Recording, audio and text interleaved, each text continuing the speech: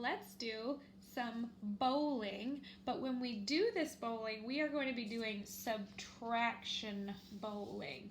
Now, you might not know this, but when you're doing bowling, you are subtracting, right? You're taking pins away, you're knocking pins over. So every time we bowl, we can write a subtraction sentence for it. Now in the classroom, we set up pins. Well, I don't actually have real pins, but we set up soda bottles and we roll a ball at them and we actually get to bowl. But because we're not in a classroom, which is a bummer, I have this little table bowling thing. If you have bowling pins at home, use them. If you don't have bowling pins at home, do you have something else that you could knock over with the ball? Or, Miss Bache-Wiig, like I said, in the classroom we use empty soda bottles. I put a little bit of beads in the bottom so that they wouldn't fall over in the wind. But you can use whatever you want to bowl. We'll use 10 today, but you can also use 5 or however many bowling pins you'd want. And I'll show you 2 different ways you can play it. So that you know, one's a little bit, well, one just requires more math. So, let's practice. You will need something to bowl with, and then I have my whiteboard and my marker on my lap right now because we'll write a subtraction sentence for each of the bowls that we do. The bowling pins are our objects, right? One of the strategies we talked about when we did addition was using objects. And when we subtract, we can use objects too.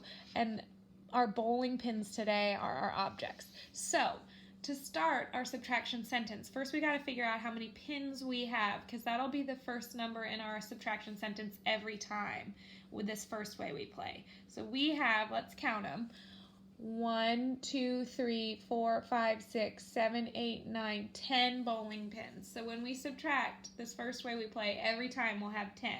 10 takeaway. You could go ahead and get your subtraction sentence, hold on, set up like that, 10 takeaway. And then we'll add to our sentence as we go. So our first number is how many pins we start with. Then I get to send the bowling ball down this little ramp.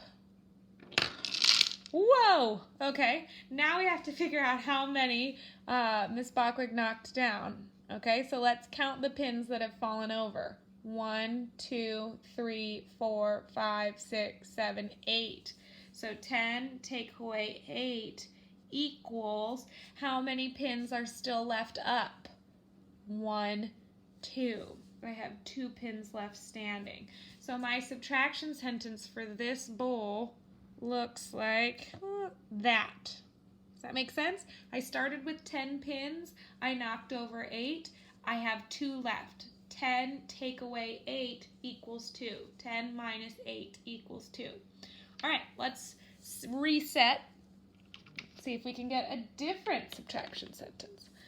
Let's see. Hold on. I got to put all my bowling pins back up. 1, 2,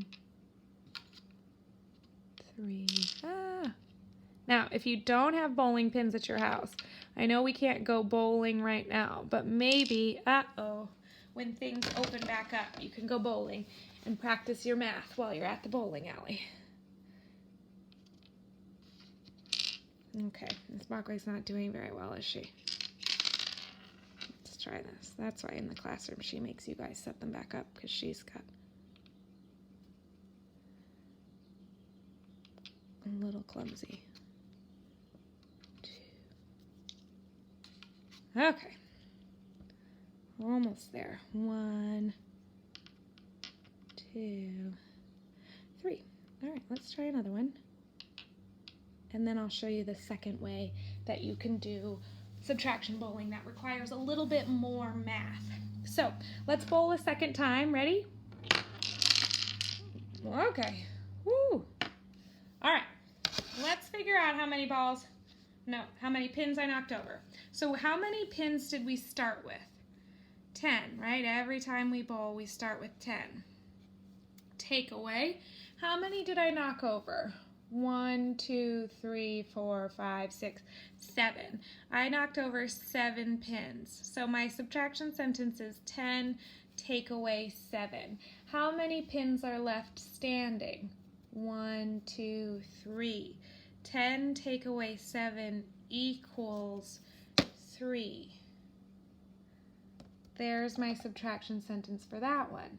10 take away 7 equals 3. Does that make sense? So I started with 10 pins, I knocked over 7 of them, and I'm left with 3 still to knock over. Now, the other way to do this, I guess it's a little bit more challenging if you're looking for a little bit more of a challenge, is that when you bowl, you actually bowl twice, right? You get the ball back, you get a second chance to knock the pins down. So, for each bowling round, we can actually write 2 subtraction sentences. So, let's go ahead and start our first one now. How many pins are we starting with? We're starting with 10 this first round. We start with 10. Then I get to bowl. Okay, how many did I knock down that time? 1, 2, 3, 4, 5, 6. So 10 take away 6 equals, how many do I have left up? 1, 2, 3, 4. 10 take away 6 equals 4. So here is my first subtraction sentence, right? I started with 10 pins, I took away 6 of them, now I have 4 left up to knock down. So now I'm going to take the 6 I knocked down out of here, because they're not in play anymore. So now I just have these 4 pins. So how many are we starting with on this second bowl? How many pins do I have up right now? 4, right? So my second subtraction sentence starts with the number 4, because that's how many pins I have. Let's see if Miss Bache can knock any of these 4 pins down on her second bowl. Let's see. Oh, I got 1. So I had 4 bowling pins, and I took away 1 of them.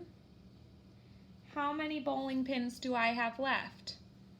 3, right? 4 take away 1 equals 3. So these are my 2 subtraction sentences for my 2 bowls. I started with 10 pins, I took away 6, that equaled 4. Then from those 4, I took away 1 more, and it equaled 3. So I took away 7 pins altogether, I ended up with 3. Does this make sense? So when you're bowling, you can either just do 1 bowl and set them all back up, or you can do 2 and try to get more down. Then you just have to add another subtraction sentence. Let's try that way, 2 bowls, 1 more time, so that you can understand what I'm doing as best as possible without being in the classroom with me. So think about what you could use at home to bowl with. Do you have stuffed animals you think you could knock over with a bowling pin? Do you have cans of something, empty cans of something that you could knock over with a ball? Do you have, I don't know. What do you think you could knock over with bowling pins? You could set up dominoes or like Jenga blocks that you could knock over with a ball and count them as bowling pins. Try to find something in your house that you can use to help you with this. Okay, so I've got my ball, my first bowl. How many pins are up so I can start my subtraction sentence? I've got 10, right? 10 pins up. 10 take away, I'm not sure what yet. Let's see. Let me roll my ball. Whoa. Okay, let's see.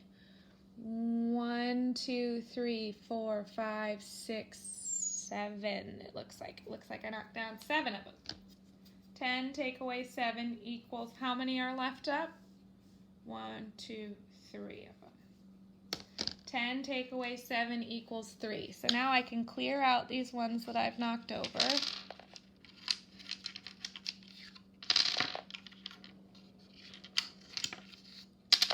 Okay?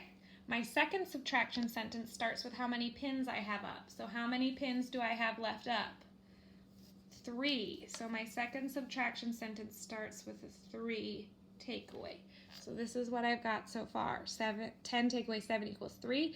3 take away. Now I can't fill in the rest of it yet because I haven't bold. I don't know how many I take away. All right, let's see if I can knock any of these down. Oh, I hit one, but it didn't knock it over. Okay, so 3 take away. How many did I knock down? 0, right? 3 take away 0 equals, how many are left up? 3. So my subtraction sentence for my second one is 3 take away 0 equals 3. Does that make sense? So try this at home this week if you can. Try to find something in your house that you can do bowling with. If you have bowling pins, awesome. Use those. If you don't have bowling pins, use cups. Roll a ball towards cups that you've put down. Use stuffed animals. Don't use anything that will break. Dominoes, Jenga blocks, whatever you can get that will stand up, you can knock down. If you can stand books up or videos or puzzles, boxes, whatever you think that will fall down if you roll a ball at it. Try it, practice it at home, write some subtraction sentences, and I would love to see a picture or a video of you doing some subtraction bowling. So send me that when you're done. Good luck.